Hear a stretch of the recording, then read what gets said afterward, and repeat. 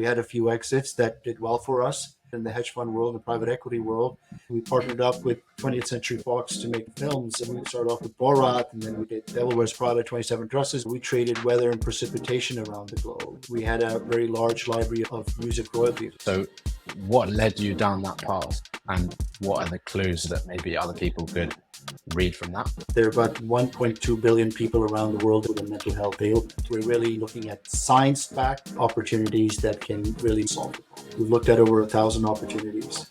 We invested in 24 companies in Fund 1. Fund 1 is closed. It's generated a return on investment of about 1.9x. The greatest sin that we can make is not being true to ourselves and living up to our fullest potential. Welcome to Brick by Brick, episode 14 with Shah, founding general partner of Noetic Capital. Hello, everyone, and welcome back to Brick by Brick. Today, I'm joined by Shah, who is the managing partner and founding partner of Noetic Capital. I believe you have about 150 million fund size, and you invest in psychedelic companies, wellness companies, and anything in that sort of realm of, I don't know how you refer to it, consumer wellness. How would you describe it? I probably just butchered it. No. Thank you for the opportunity, Ollie. It's always great to speak with you, and I appreciate the time. Yeah, we are a venture fund that is focused on the central nervous system. Technically speaking, generically speaking, we're focused on mental health, and so for us, we're agnostic as to the modality. It could be drug development, drug discovery. It could be a medical device. It could be a medical technology.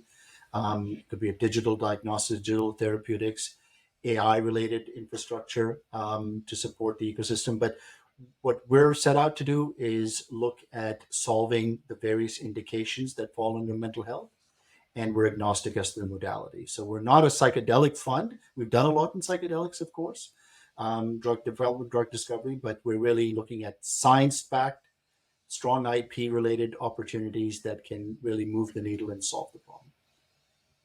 So your thesis is there's a huge problem with mental health, which is estimated to be $1 trillion a year in the US, right? And any tool to fix that problem is a good thing, and you'll invest.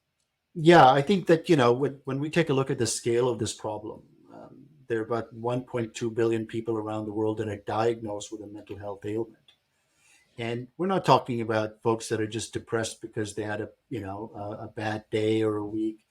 We're talking about serious ailments like treatment-resistant depression, major depressive disorder, anxiety, PTSD, including traumatic brain injury, Parkinson's, Alzheimer's, schizophrenia, bipolar, ADD, ADHD. So it's a pretty large spectrum that way. But we've broken it down by each of these indications, and we're saying, okay, what's working for each indication in terms of what is the solution out there or the proposed solution, what's not working, and how big is this problem? And this problem is the real epidemic in our opinion. It's 1.2 billion people around the world. Now, to put it in perspective, there are about 470 million people that are currently diagnosed with or suffering from diabetes. There are about 100 million people around the world that are suffering through cancer, right? But 1.2 billion people diagnosed. So the question is, how many people are actually undiagnosed? There are large spots of the planet where folks are not, going to go in for a diagnosis, and it's a massive problem. And to further highlight it, the Surgeon General in the U.S., Vivek, just did a mass tour of the U.S. and came back and said, "Wait a second, the real problem that he's identified, and he's done a full paper on it, is loneliness." The extent to which loneliness is impacting not only just the US, but globally, is something that is now starting to be looked at. But it is a major problem, and it affects productivity and efficiency. And of course, the ripple effects are massive.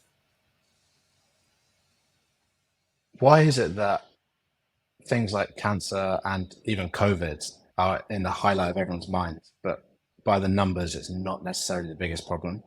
Whereas mental health, it's becoming more of a mainstream thing, but it's not headline news. Like, why does it fly under the radar, do you think? That's a great question. A large part of this has to do with just our approach to mental health, right? And it's been in hushed tones for a very long period of time. So we didn't really speak about it before, and were not open about it. And I think what the pandemic was a very positive influence. I want to be very careful with the statement. Was a very positive influence in terms of bringing the subject of mental health to the forefront. And the reason is that, again, there were so many people that felt very, very lonely during that period of time, and that impacted them in ways that caused the onset of distinct mental health ailments to come about. But it was a massive, massive disruptor for us. But that disruption allowed us to go, wait a second, you know, the real 800-pound gorilla in the room is these our mental health issues, are the fact that we are all feeling, a lot of people, sorry, are feeling a lot more depressed, they're feeling lonely. And again, there's a difference between loneliness and solitude. Solitude is a choice, I keep saying. We choose to be in solitude. Loneliness isn't. So you could be surrounded by hundreds of thousands of people, and nobody you feel gets you, and you feel very, very lonely as a result of it. So I think that's why, but that's all changing now, Ollie. We're finding that a lot more people are coming out and talking about their mental health issues. I can't tell you the number of CEOs and those that are in C-suite positions that are coming out and openly talking about the fact that they're dealing with bipolar or depression or whatnot. So so that's one great step, and that was a large part because of the pandemic. And now we're getting excited about the fact that there's solutions that are actually there to cure these ailments as opposed to just treating the symptoms. And as a result, although we've gone through this very difficult period of time, we literally have the perfect fertile soil available to us now where we can plant the seeds with all, by backing all these entrepreneurs, scientists, and researchers that are actually working on the most efficacious way to solve the problem once and for all in a profound way, certainly better than what we've had before. And that's what's exciting about this industry. I was looking through your portfolio companies to try and spot a trend or see what you're sort of going for. And the question that jumped out to me was, how do you envision them all coming together and coalescing in maybe like coming decades? Because there's a number of companies that do wearables. There's a number of companies that do drug development. We can't have 14 different watches on that all have a different purpose. Do you see a way that they get united, or is there a more holistic approach to solving these problems such as loneliness that can cover the work of 4 companies that you see might come in the future? Yeah, no, again, the right question to ask. Um, we've gone through, up until maybe 5 or 6 years ago, a period of time where the neuroscientists were not speaking to the pharmacologists, and the neuroscientists and the pharmacologists were not speaking to the psychiatrists and those that are like in sort of in the battlefield, dealing with patients that are struggling with these ailments. And so for the first time, we're starting to get those key players onto the same table, and we're all looking at the same problem, but through a different prism, a different lens. And we're now in a position where, because of this multidisciplinary approach, we can start to not only better understand the problem, but now come up with the right, treatments to solve and cure the problem. So that's one critical thing, is that we're getting, it's a multidisciplinary approach. What we've done in our portfolio is very much along the same lines, which is to say, listen, we know that this is not going to be a one size fits all, which means that it's not that, okay, you've got a mental health issue, ketamine for everybody, right? And no matter what your issue is, or which is, a large part of how it kind of transpired in the initial stages. It's sort of like if you have a hammer in your hand, then everything looks like a nail. And the only thing that was out was ketamine. It was like, yep, solves all problems. Take this, it's like penicillin for everything. And that's not true. We know that that's not the situation, right? And so what we're realizing is that this is all about precision medicine.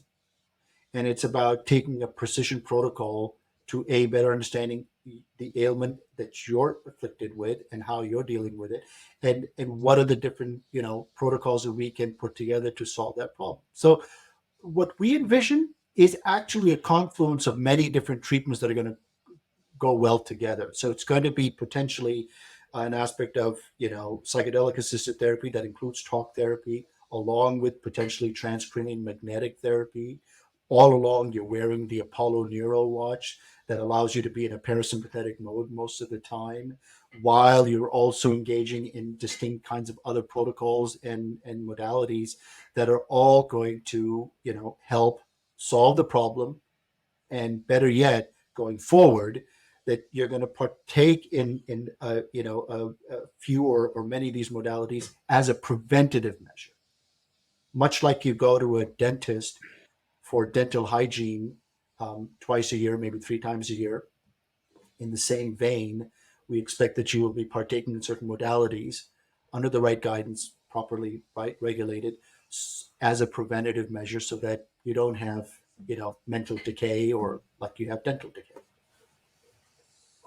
And so, sorry, to go back into the portfolio, what we've done is we don't know which modality is going to be as efficacious as the others. We're looking at all these science-backed opportunities that clearly, and that's the one key thing, it has to be science-backed, that have shown efficacy, that have shown profound results through animal testing, in some cases human trials and testing, through anecdotal evidence, where we know that, okay, this is the right team that has put this together. They've got the right IP behind it. It is something that can be scalable and made available. It can be accessible by many people, and they're going down that path and have done it right. So we're going to bet on that. I'm trying to get my thoughts in order so I can ask you all the questions I need to ask. Yeah, but I any which suppose way. I really am interested in, I'll say them now so I don't forget, but one is, I was going to ask how, because these things are all relatively new, they're science-based, they're not necessarily proven. I was keen to understand what your investment criteria is and how you look for founders. But maybe before we touch on that, do you think these are all technical solutions, from what I've seen, to, as you say, specific problems? Is there something that society is lacking as a whole, culturally, that would resolve a lot of these issues? For example, if people exercise more, obesity would reduce. So in terms of overall mental health, whatever it may be, being not as healthy as it could be across society, what are things that you think need to change? Like, for example, it could be a 4-day working week, taking a week off every year where you don't work. Is there any changes in outlook on society that you think would resolve or help to resolve these issues? Yeah, that's a great point, Ollie, because, when you look at the word heal, it really denotes being whole. Okay. And I don't want to get too woo woo on you or your audience, but to me, being whole means it's an element of adhering to mind, body, and soul. And so you can't ignore any one of those and just focus on, one or two and ignore others, right? You've really got to look at it holistically. And once we're whole, we're healed. So what is particularly interesting, again, is the fact that we've got multi-disciplines that are looking at the same problem. And so as much as you need the neuroscientist, and you need the pharmacologist and the social worker and the psychiatrist and psychologist and clinical psychologist at the table, you also need the poet. You also need the artist. You also need the humanities at the table, because that's what it's all about. It's understanding, the humanities of it all, and the humanities, and how we can solve the problem. So that's critical to the equation. But there are distinct pathways that we're interested to explore a lot more, because we feel that we need to investigate this way more. So inflammation, onset of inflammation, what causes things to inflame? You'll be surprised that there's a lot of talk now about trauma, and thanks in large part because of the work that's been done by Gabor Mate, who's kind of highlighted again big T trauma, small t trauma, and how that impacts us, but also the physiological response to trauma, which ultimately is inflammation, and inflammation then causes other ailments to take place, be that an autoimmune disorder or a mental health disorder or cancer for that matter. And there's enough anecdotal evidence to suggest that that is something we need to look at. But I think you'll be surprised to know that trauma is not something that's taught in med school. It's not actually brought up as a subject in med school, or discussed, or students don't have any insight into it because it's not deemed as being important, which is flabbergasting. So that's an area we want to look at. We also know, of course, that a very large part, over 80%, 85% of the serotonin is created in the gut. And so why wouldn't you look at gut microbiome and the link between the gut microbiome and mental health? If you are what you eat, then what you put into your body, into your system that fuels the system in the body is important. 25% of the body's energy is taken up by the brain and the brain's activity. That's a very large portion of it, right? And what fuels the brain? And so what are we putting into our systems and how that's affecting our gut microbiome is very important. So that's another aspect we need to look at. Your sleep pattern, circadian rhythm, okay? Ask anybody, when they have a poor night's sleep and everything is just in disarray and everything sucks. And there are a few people that are okay with that. It depends on what their body needs, but we need to look at sleep patterns and mental health a lot more, right? And let alone getting to, how much mental health may impact cancer, autoimmune diseases, other areas. We're just at the beginning stages of researching and looking into all these different areas. But it's exciting because now finally we can. And I think taking it back to psychedelics for a second, obviously we do a lot more than psychedelics, but what psychedelics have done is that provided us with a tool that allows us to essentially for the first time have a microscope to look at the problem, which we didn't have before. Or, it's almost like you now finally have a torchlight and you're able to see what's in this dark room, but you didn't have that before. So it's all iterative. It's all been all these various disciplines have been lending a lot of knowledge and insight into the problem for us to better understand it so that we can better solve it. Yeah, interesting. One of my last guests, Dylan Donato from Mindset Design Labs, that's one of his things. Like he sees psychedelics as tools to probe the infrastructure of the mind, is what he says, which I think is very cool. And I also love that your idea of seeing things as a whole, because I think that socially, with everyone's ambition to achieve X, Y, and Z because of TV, movies, social media, people are speeding up at the expense of eating well, sleeping well, and all these other things, which is then leading to bigger roadblocks down the line, which actually slow you down more in the long run. Would you say that sort of aligns? Yeah, look, we're starting to now learn the impact that technology is having in the circuitry of our brain and functioning of our brain, right? I still remember a time where we had the rotary phone, and if I put the what on rotary earth phone is that? Exactly. If I put the rotary phone in front of my 18-year-old daughter, she wouldn't know what to do with the holes and so and I'm sure you've seen those YouTube videos of kids trying to figure out how do you operate this thing. But here's what the problem is in all seriousness. Because I grew up in an environment where we didn't have the cell phones and rotary phones, and I didn't have these gadgets that the phone that you do, um, I wasn't hooked on to that phone in the way that this generation is now, right? And at a granular level, you have to understand that every time you get a ding or a bling or or whatnot on your phone, it triggers a dopamine high. You want to know, oh, who is it? What is it? I got to look into it. I got to check it out. I just posted something. Did I get likes? Did I not get likes? Friend of mine posted a picture. Do I say you look pretty? Do you not look pretty?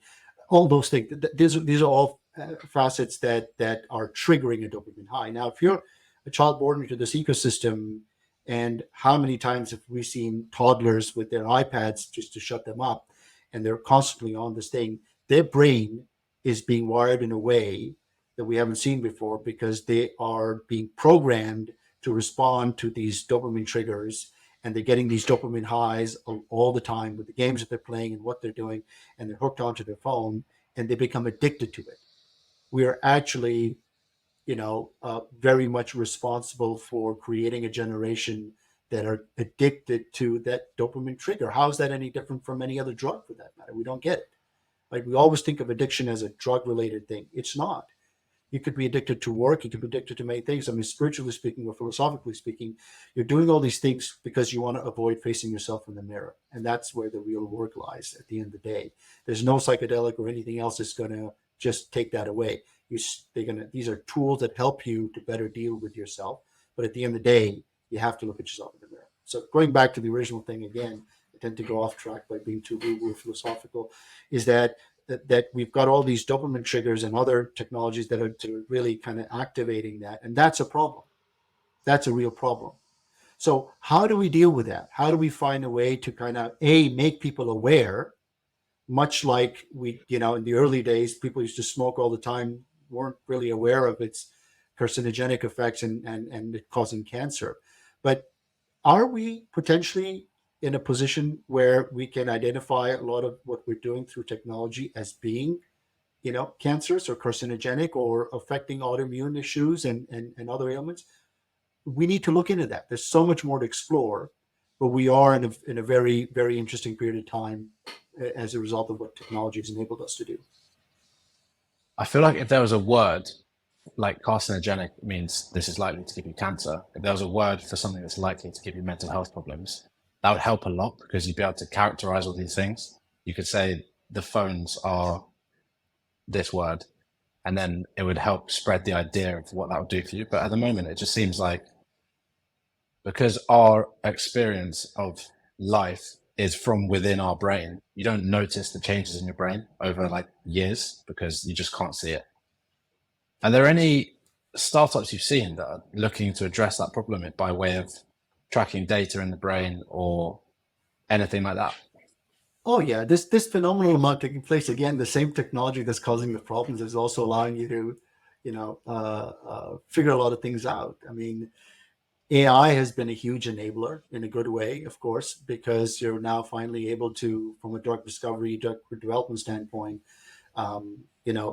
put various permutations of these molecules together to see what the effect is going to be. And you can do that within a millisecond, as opposed to, putting them together in a petri dish and waiting 3 days and staring at it and figuring out what's going to happen, right? So, AI has enabled us to do that. But now we've got incredible technology that is using, everything from every potential kind of contour in your face and the way that changes when you get happy or sad. It's able to gauge, the strides that you take when you walk, and it's able to identify, wait a second, that's not Saad's regular stride. This much slower, more deliberate. Saad is going into a depression and is going to a bout of depression. It's able to identify that, right? Again, pupils of your eyes. I mean, there's so many other things, voice recognition and the difference in the changes in intonation and the cadence with which, how you speak. All of that is now being factored in. We can analyze all of that. And there are startups out there that are very much doing that. It's becoming a bit of a crowded space, right? But, this technology has already been existing for a while. There's a company called Higher View that, the Goldman Sachs of the world and the Blackstones and all the big banks and the Amazons and also are using Uber, because they're able to go, okay, here's a technology that does the first interview. And you're just facing a computer screen.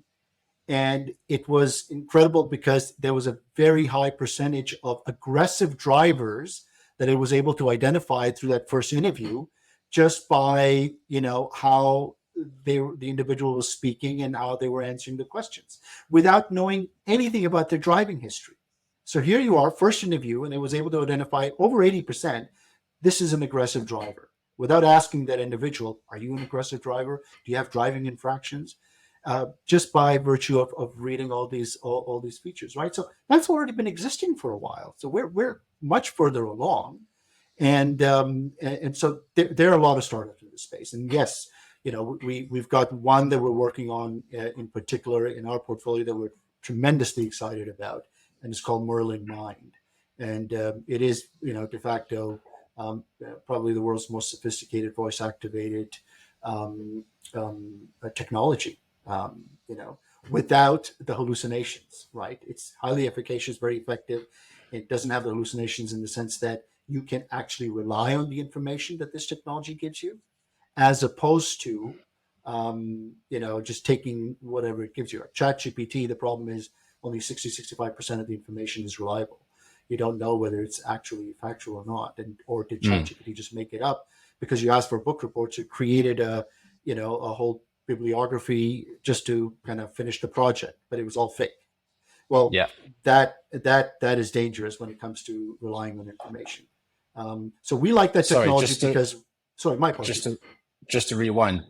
I do know what Merlin Mind is, but can you explain from the start what Merlin Mind is and the reason it exists? Yeah, Merlin Mind is a technology that was created by a group of scientists that came from IBM Watson. They created Watson, right? That competed in Jeopardy, and so it's taking a large language model.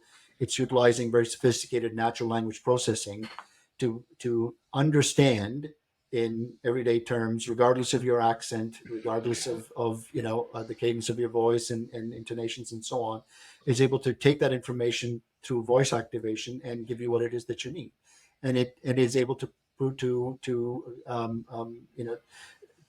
do some very sophisticated work. Right, it's able to um, compare graphs and charts, identify what is the sixth most popular documentary on National Geographic, pull that up, is able to read emails, answer emails, reply to information, and seek information, and all of that without, worrying about hallucination. So you know that this information is factual, is true, it's been vetted, and do it in a way where it is real time, where you're not sort of speaking like, please find the most popular. No, you can speak normally, and it provides you with all the information. So what they've right now directed that technology towards is to education, how it can be a real teaching assistant and a teacher's assistant, and it's in over 2,000 public school classrooms in the UK.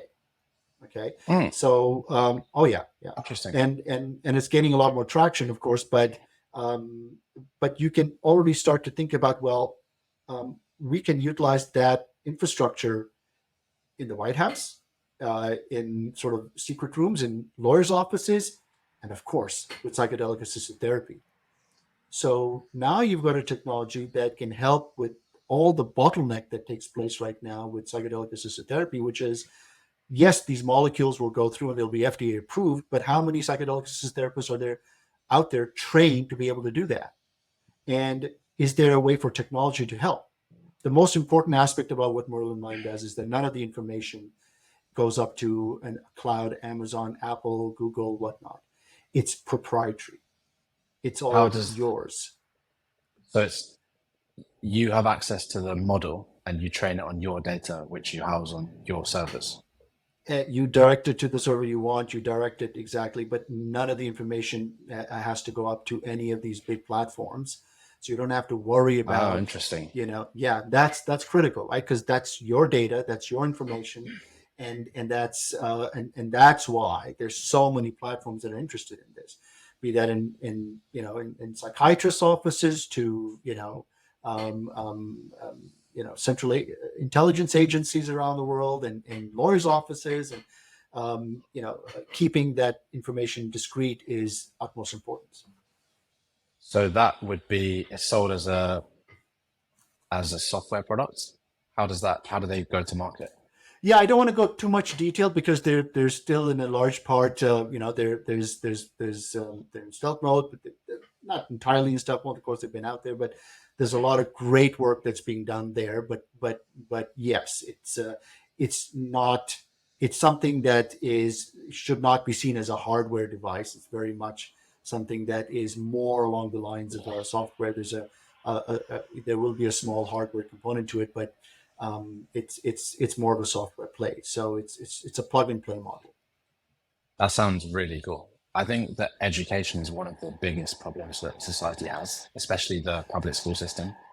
So I'd be interested to see how it can speed up the information transfer from what we have to where it needs to be, which is in the minds of the kids who are in school today. Because I'd learned some completely pointless things in a very pointless way at school.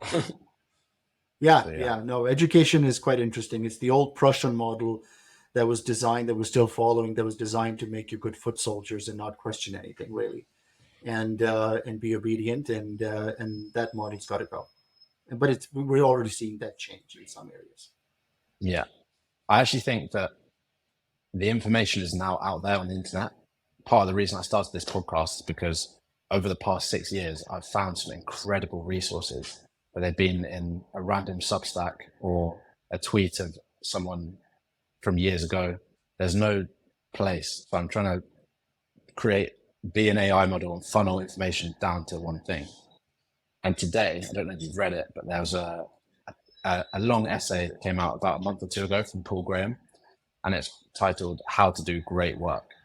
And it's about an hour's read, but it's basically fundamentally, how do you find what to work on it to the best of your ability, be available to change or whatever, and basically find something that's super interesting to you that you can work on for a long time and make good work.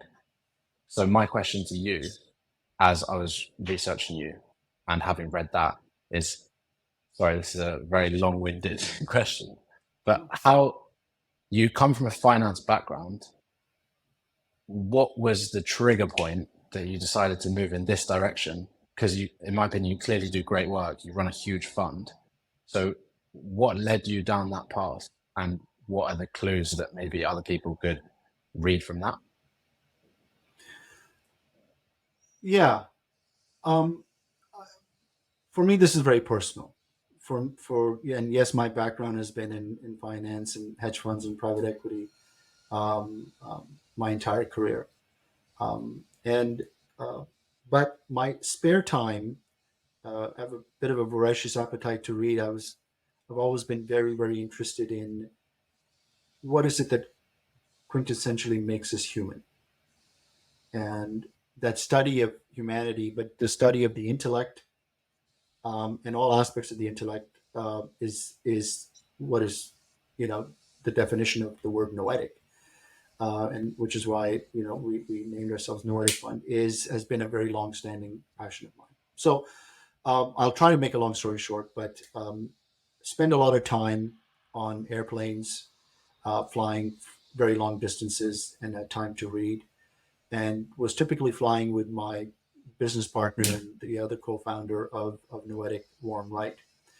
And on our flights, we were very much interested in and fascinated by what ancient cultures, ancient tribes, ancient schools of thought had to say about life, about consciousness, about humanity, about what makes us tick and who we are. And there was some just profound learnings from that. Yeah, the fact that, you know, we've been toggling, since the beginning of humanity between the left brain and the right brain. Is the work of Ian McGilchrist in a fantastic book called The Master and the Emissary. And the master and the emissary, being the right brain and the left brain, have been toggling back and forth, you know, over time.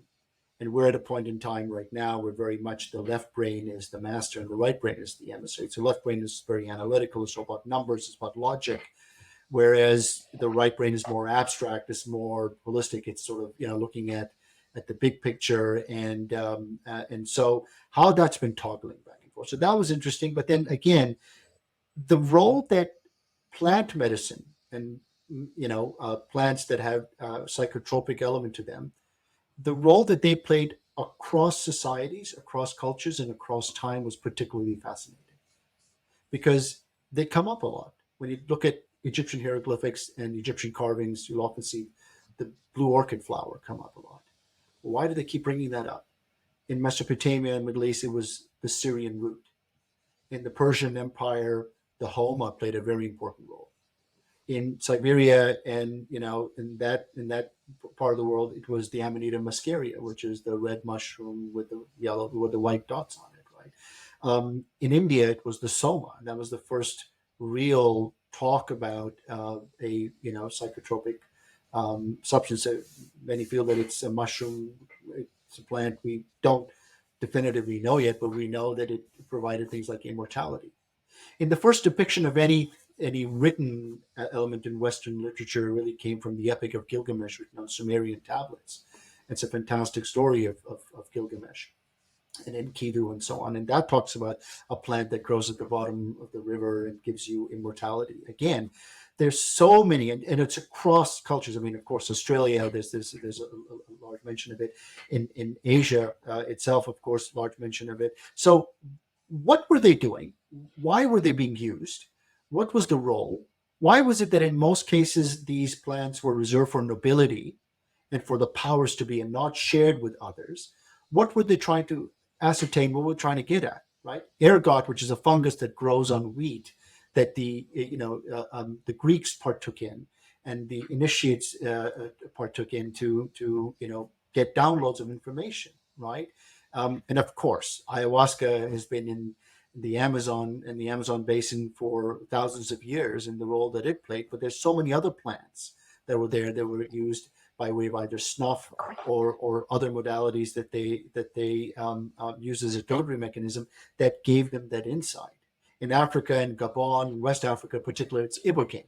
So again, it just keeps appearing. We know that it's psychotropic, and that was fascinating to me. And when I went down that pathway, I realized, wow, there's also a lot of research done with regards to how these psychotropic plants and the molecules within them are interacting with the receptors in the way that they are as agonists or antagonists, and the results that they're bringing about. So it's just a passion. At the time, we had no idea that this was going to be an industry or there was something to go on with it. We went on our way to build the businesses that we did in the hedge fund world, the private equity world. We had a few exits that did well for us, and so when it came time to focus on an area that was a personal passion of ours, and we started to see a market develop, and we saw what Atai was doing and what Compass was doing and others. We started to investigate and look at it more and more. And in early 2020, we decided that we're going to put our own money to work, and that belonging to family and friends. And others started to find out and said, "What are you doing?" And we said, "Well, we're investing in this area." And they're like, "Can we invest with you?" And that was the beginning of Noetic. We launched Noetic in February of 2020, a month before the pandemic. The fund launched in March of 2020, and we were excited about putting our own capital to work. And that's really the genesis of Noetic. It just came from an interest and a passion in the space. It's amazing. That is exactly like goes in line with the framework of you can't plan your life out. You can just pursue your curiosity and then see where it leads you. So you had your skills and experience from classic finance industry, and then you just explored your passion because it felt like the right thing to do. And then those things came together. Is that how you'd see it? Oh, no, Ollie, I think that everything I've done in my life for the last 51 years has led me to this very point. I'm a firm believer. I mean, prior to all this, I spent a lot of time studying esoteric, philosophies and schools of thought. I was trying to find an answer as to, well, why are we here? What's the meaning of life? What's the purpose? What Have you is the found one? difference? I yes, I'll dovetail this into what I think is the key element, which is that we just had Fourth of July in the U.S. and there was a lot of talk about the pursuit of happiness, and of course there are a lot of people that are not happy, and it occurred to me that it's never been about the pursuit of happiness, and that's just such bullshit in my opinion. If I can say that, can I say that? Am I able to say bullshit? Of course. But it's it is and has always been about finding the happiness in the pursuit. And that's what it is. Interesting. Because ultimately arriving at one, I don't think there's just one answer, but ultimately arriving at an answer will be so disappointing to so many. So in some ways, I hope that we, as the proverbial dog that latches onto the bumper, we don't ever do that. We never get to catch the bus, right? And that we're always in pursuit of it. But in that pursuit, we need to find happiness. And I think that's a core part of it. And it's that along with realizations that there are three major components that you need to survive and live.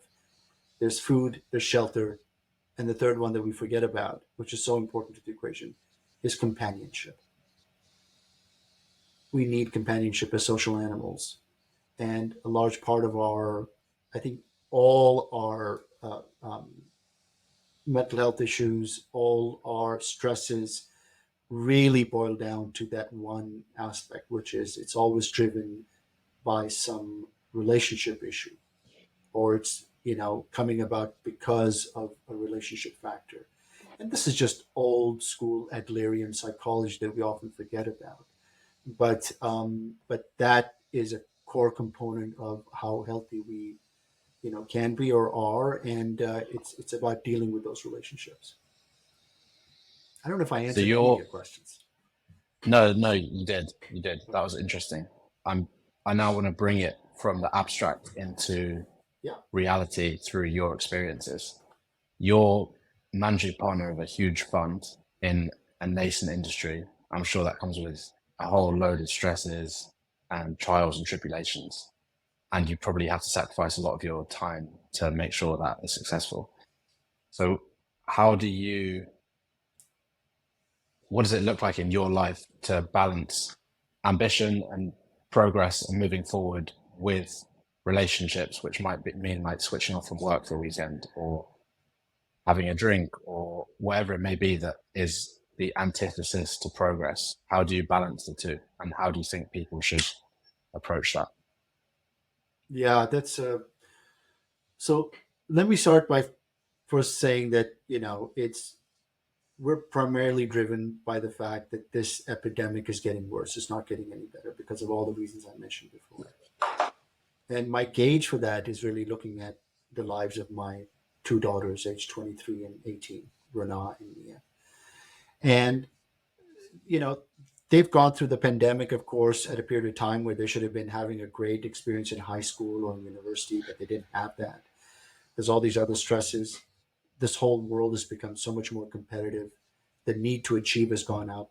You're looking at so many others that are constantly, posting or talking about how great and wonderful and successful they are and happy they are, and we all know that that's all crap. I apologize for the dings. Um, and so when I take a look at them and their ecosystem, you know, um, they know five individuals amongst them that have committed suicide, and they committed suicide. Pretty much, there was a common sort of theme across that, which was that there was too much pressure, too much stress, and the need to achieve was too overwhelming, and they weren't able to meet those needs, and they took their lives.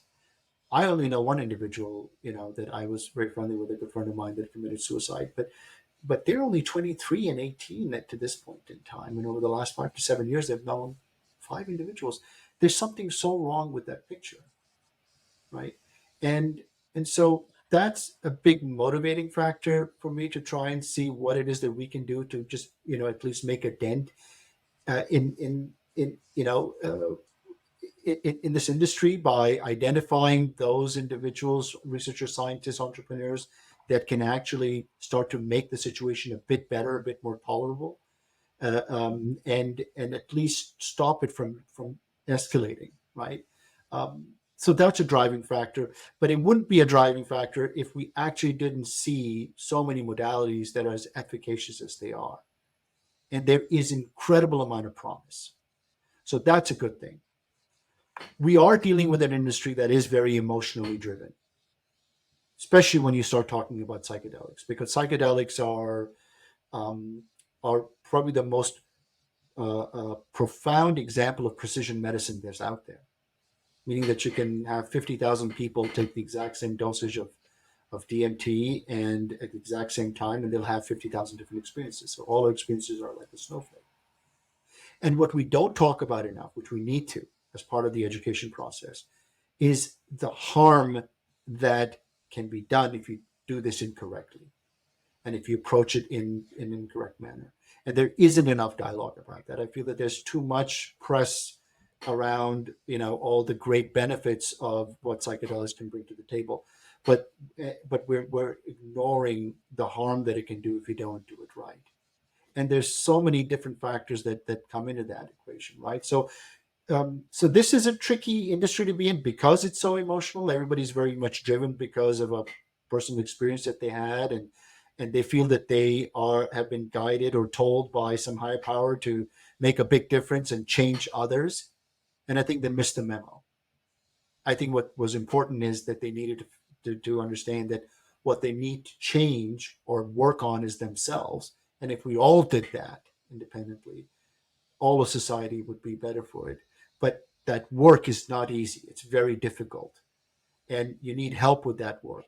And so it's a lot more of a complex issue than people, kind of are led to believe. It is not a panacea. It's not a one size fits all. It's simply a tool, but the work still needs to be done. And that's the big part of it. So how do you educate people on how complicated the problem is? Also, in a world where people don't want to, people make things like the iPhone and they take away every single blocker there is. So how do you motivate people to overcome difficulty in pursuit of fixing themselves and getting better? It's the most difficult thing, right? Aldous Huxley, wrote about it in one of his books of passages that, we toil away in our everyday lives so that we can avoid ourselves. And facing yourself in the mirror is probably the most difficult thing you can do. And some people need a lot of help with that because of the traumas that they faced in life. So all we're trying to do is identify those tools that can help us minimize the problem in a way where you don't see it as an 800-pound gorilla in the room anymore. It's now shrunk to the size of um, mini me or something, and now you're like, oh, I can deal with that. I can at least walk around it and see it and you know examine this problem from many different points of view and vantage points and help solve it. But you don't have to be afraid of that problem anymore. The way to do this is just by doing more of these talks, and not just me, but everybody just being aware of what is required. There needs to be a lot more education out there, but we need to listen to different disciplines about it. This is not a problem that you're just going to go to the neuroscientist and go, what's the problem? Explain this to me. No, this is where I say that you really need to bring in the artist. You need to bring in, the poet. You need to bring in, you know, um, those schools of thought to better understand why we have a broken heart, why are we feeling so much grief, why are we so depressed? What does that actually mean, right? Why am I not eating anymore? So I think first part of it is to identify and realize that you do need to bring those other disciplines in, and think outside the box in terms of not only better understanding the problem but how to solve it, and it's just through dialogue. It's through more dialogue, more awareness, where we can really address the problem. Can you give an example of a time when you've personally learned something about yourself which has helped you to overcome an obstacle or just achieve higher levels of things that you weren't able to before? Um, Yeah, I mean, this is a constant exercise, right? And I think that, one that comes to mind immediately is an event that happened when I was 15 and a half years old. I grew up in Berlin, Germany. My father was posted there as a diplomat. I went to high school in Berlin, but we used to live in East Berlin. This is before the wall came down. And but my siblings and I would study in West Berlin.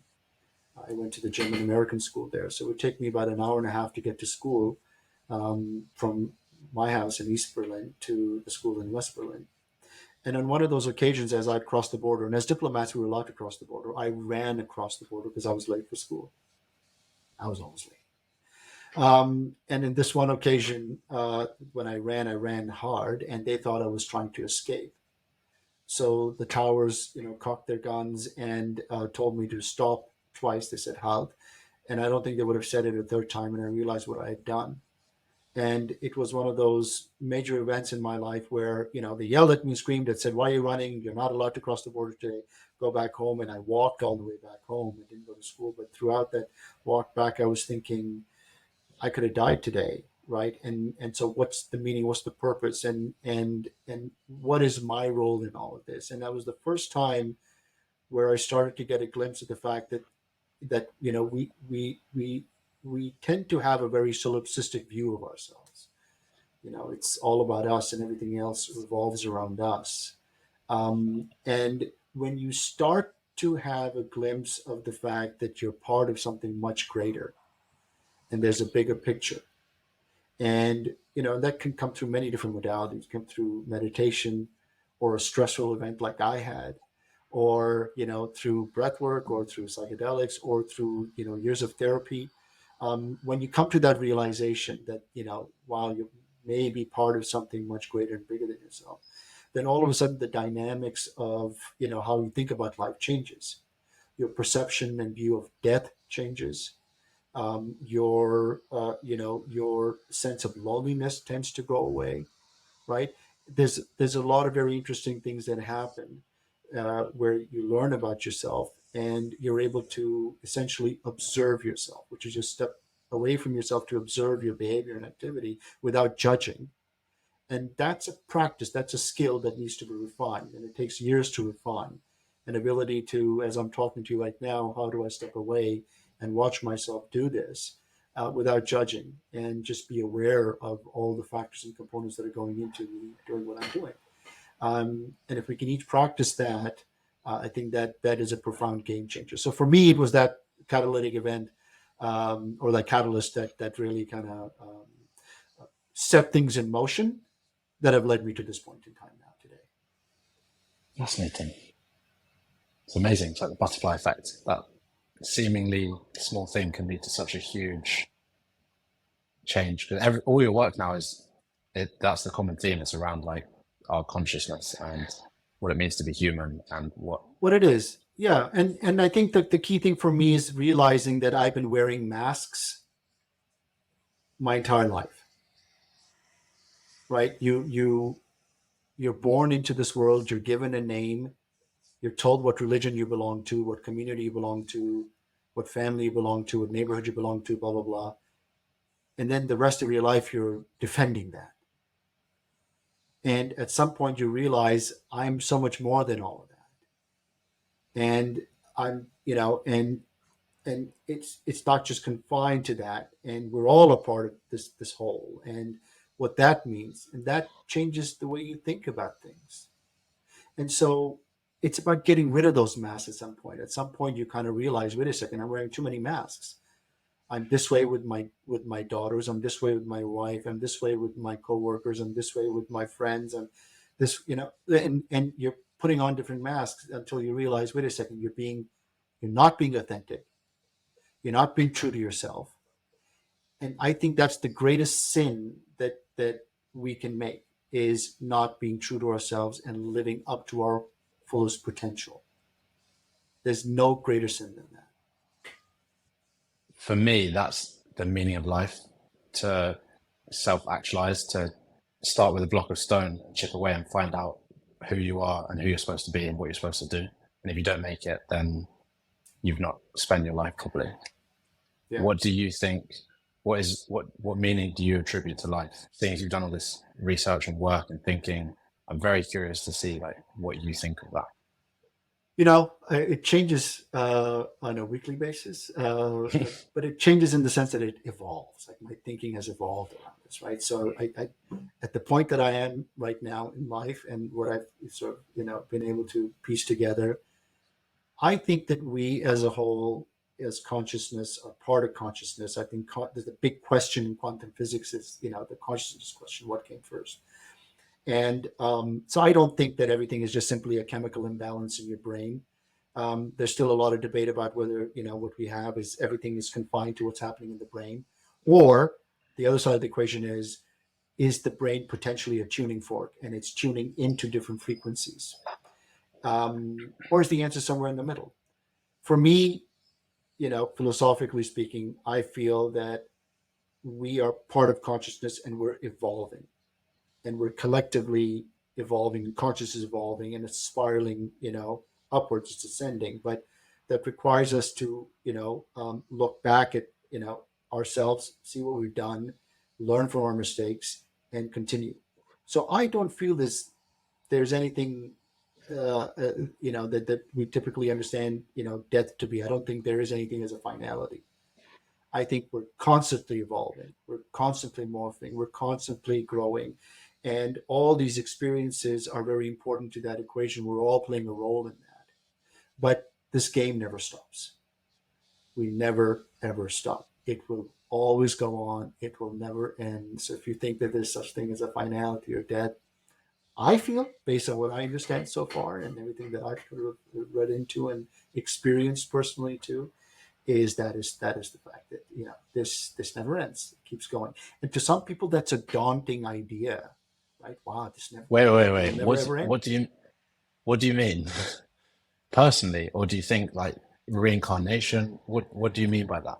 In many different forms, but whether it is reincarnation or it's that energy is transferred into a different modality, we don't know. We don't know. I don't know the answer to that question, but I don't think that energy ever dies. It doesn't. From a quantum Mm. physics perspective, also energy just doesn't die; it transfers, right? So there is no death. There's no finality. That energy transfers, and it goes into a different form, a different modality. I don't know. It can be one of 3,000,001 things, but it's all part and parcel of an effort for all of consciousness to continue to evolve. There's a podcast on Tim Ferriss with David Deutsch. I think you'd love it.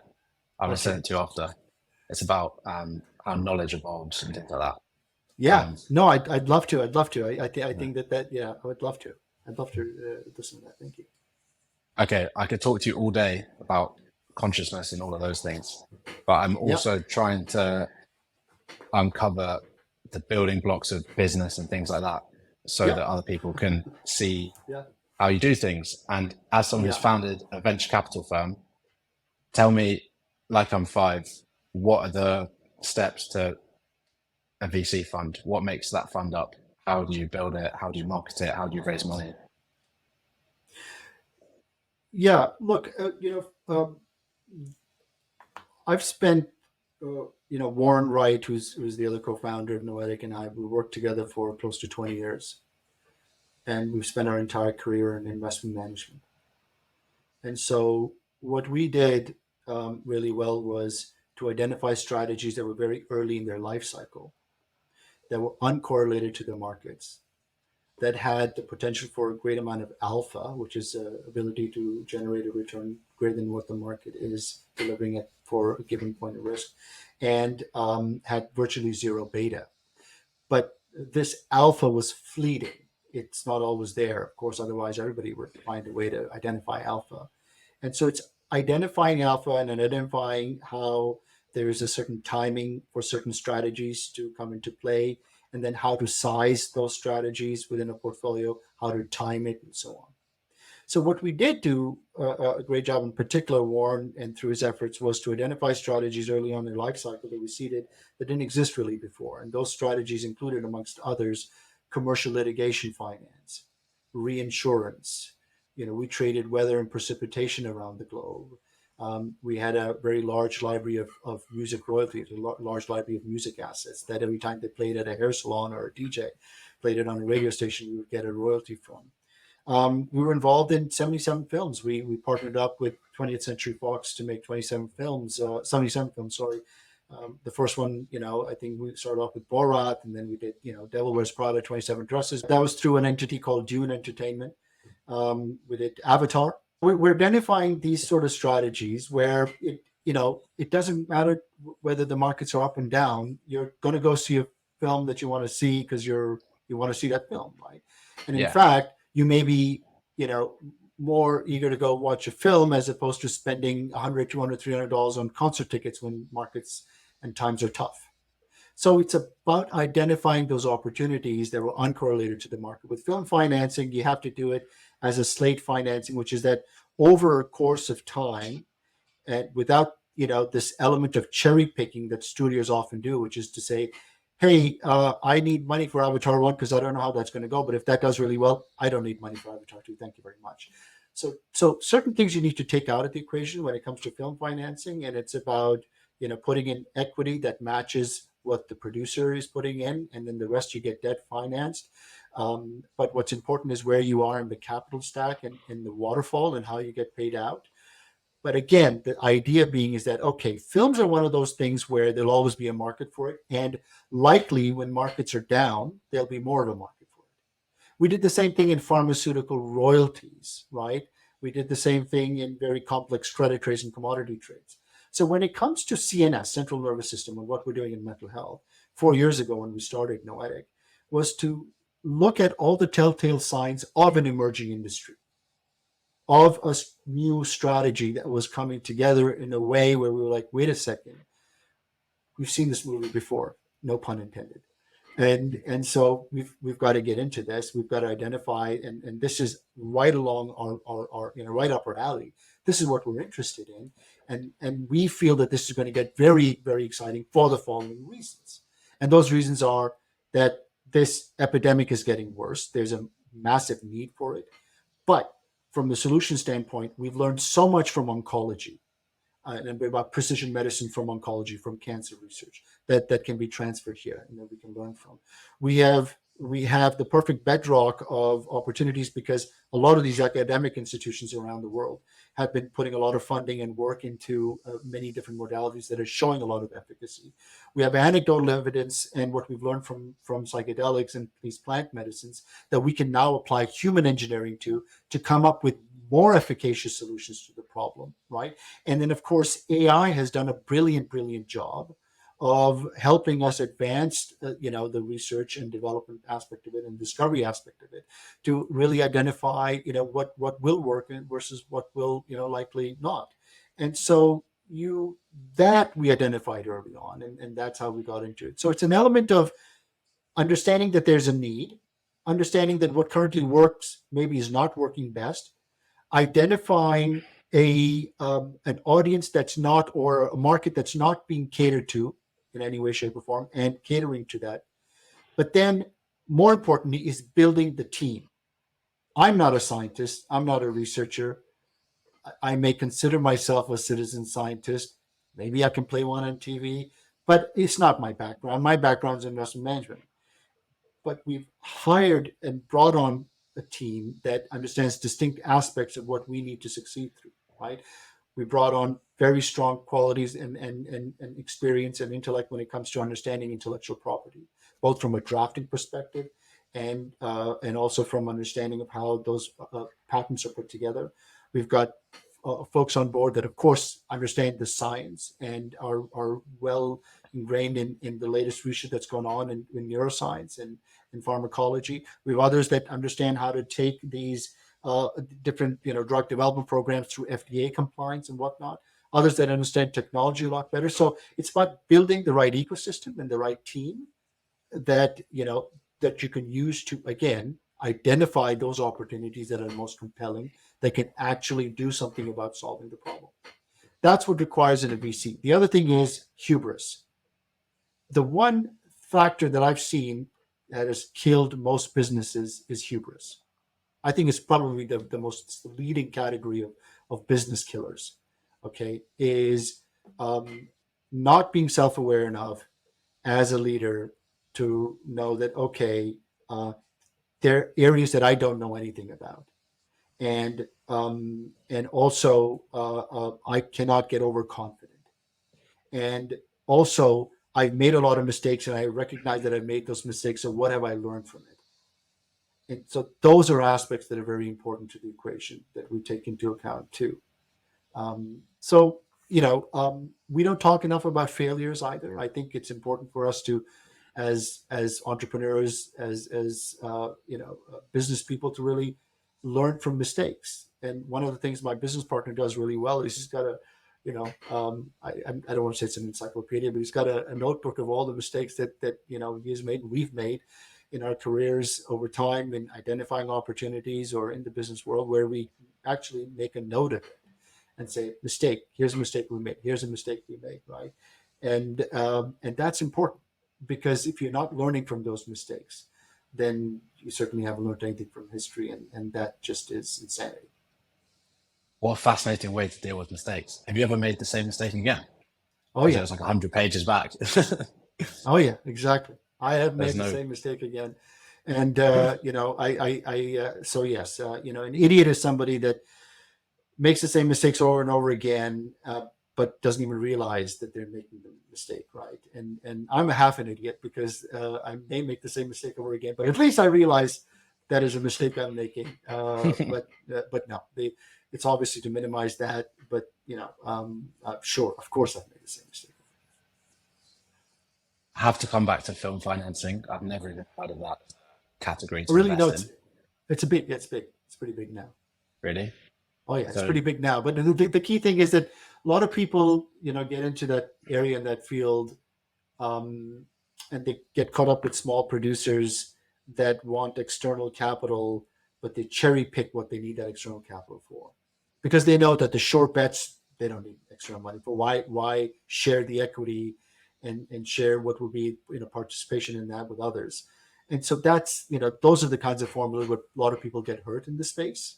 Okay, there's a typically lot of film financing has really been seen as a vanity play by many, which is that they want their name as the executive producer and they want their name in lights. And that's the wrong way to go about it. When you take a look at it from a slate perspective, which is that, hey, I believe in the theme that requires time to play out, but there's no cherry picking. It's like everything you're doing, we're going to help with. Then you start to see the potential for that to play out as a theme and as a thesis that is very, very lucrative. And for some people, it's been incredibly lucrative. We've done it the right way. So do you judge it film by film, or do you just like VC style make 20 investments and one of them will pay for the other 19? Or Well, do you say like, I like the story of that one, I like the producer on that one? yeah, we are not experts when we did it at identifying what's going to be a hit versus what's not going to be a hit. So that's why you partnered up with a team that is better at doing that. But in this case, in this scenario, it wasn't even about that. It was that, okay, you've got a large studio that is well known for making movies on budget, not going over budget, and understood how that machine operates. And so they're going to lay out a slate of films that they want to make. And you have to buy into that partner knowing what they're doing. And so that's their department. Your view is, does that partner or does that studio really check out? Are they really good at what they do? And if they are, and you come to an agreement about how you share the risk on each film and also the participation in the upside, then it becomes a very viable solution and a very viable investment theme. Can I ask a really, I'm just gonna ask it. How much money did Avatar make for your investment?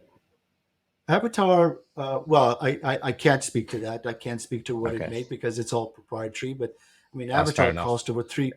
I think Avatar, cost a lot of money. Avatar, um, Avatar, cost about 387 million or 390 million, a billion. My apologies. Sorry, 390 million. My apologies to make. So it was an expensive endeavor. 390 million is what it cost for Avatar to be made. The budget was much less than that, but it ended up being, but it obviously it did very, very well. Um, it So did very, very whose well. job is it when it goes over budget to find more budget? Is that James Cameron's job? Um, um, You can no, take a second, Sven. it's John Landau who's his producer, right? Oh, okay. So it's the producer's job to kind of find the capital for it and to make sure that things are all on budget and they're moving the way they do. So that was always John Landau's job. But again, Avatar in the box office alone did almost 3 billion in sales, right, globally. Can I want to try and get some sort of number out of you because I feel like you must have a count. How much returns have you made for your investors? If you had to guess over the last few decades. Oh, that's a tricky question, Ollie, because that track record now belongs to Carlyle because we sold our business to Carlyle and so on. But I can tell you what we've done at Noetic. We launched Noetic 4 years ago. We launched Fund One. We've looked at over 1,000 opportunities. We invested in 24 companies, 23 to 24 companies in Fund One. Fund One is closed. As a fund, it's generated over 35% IRR, gross IRR. Okay. And about, a return on investment of about 1.9x over since March of 2020. But the first investor in, because the way that Fund 1 was structured, we set a NAV and everybody came in at a new net asset value number at the end of each month. So the first investor that put their money into Fund 1 has seen their capital grow by over 400% gross of carry, but net of management fees, but gross of I assume carry. So they're very happy. Yeah, they're very happy, and we're looking to continue down that path. We've got some major catalysts in the portfolio that will take place that will really help us well going forward. But the idea again is that I'd like investors to understand that when it comes to mental health, wellness, when it comes to what's happening in CNS, it's not just about, oh, that's nice. We're gonna, these guys are gonna try and solve some problems, and that's very nice. And look at it the way you typically look at impact investing, which has been there. We'll put some money towards that, but we are not expecting great returns. That's not happening here. You're at the beginning stages of a move in an industry where you're going to see profound growth. We all know that a lot of that growth comes early on. And for investors, we've already shown how it's been a phenomenal return on invested capital, while at the same time trying to appeal to investors and say, listen, there's also a real profound return on human capital if we do this right. Remarkable. What's your minimum check size? For non-US investors, we're going with 250,000 US, and Okay. we're looking to close in a couple of months' time, I think. Amazing. For Fund 2, that is. Now we're on Fund 2. Okay. Amazing. The last thing I wanted to ask you is just tying all of that together. You're very systematic in your thoughts. Do you have a frame? Do you have like frameworks or principles or like ways that you try and put your thinking into a box? How do you come to these ideas? Even the way you talk about films, it's very like, this is the film, you need to have X, Y, Z, and then this goes in and that comes out.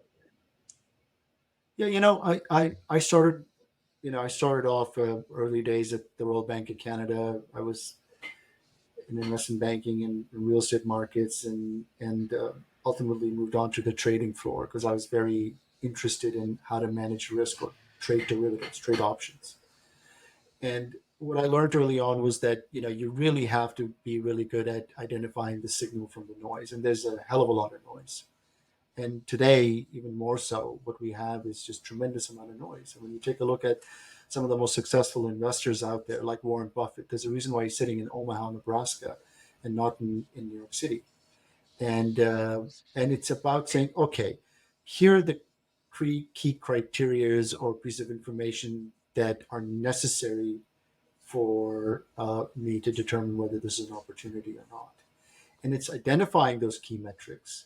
And just sticking to your guns in terms of being good at being disciplined about not getting caught up in the noise and just adhering to the signals and identifying those signals. So I think it's a large part of it is really that. But I have to say that there are other aspects and factors that play in that are what I would call the X factor, and it's about conviction. It's about having a thesis that you would like to see play out, but you're also self-aware to know that if certain metrics aren't met, that it's probably a thesis that's not going to play out. It's a lot about gut instinct and so on. There are other factors that I think we don't pay enough homage to. That's important. And finally, I'll say a large part of it is just luck and timing. I love that. Well, thank you so much for your time. I think that's a great way to end. Yeah, it's a pleasure. Great. Very well. I thank you very much. I appreciate your questions and your interest, and appreciate you helping with, kind of getting the knowledge out there and the information out there so that, we can all be better. Well, appreciate that.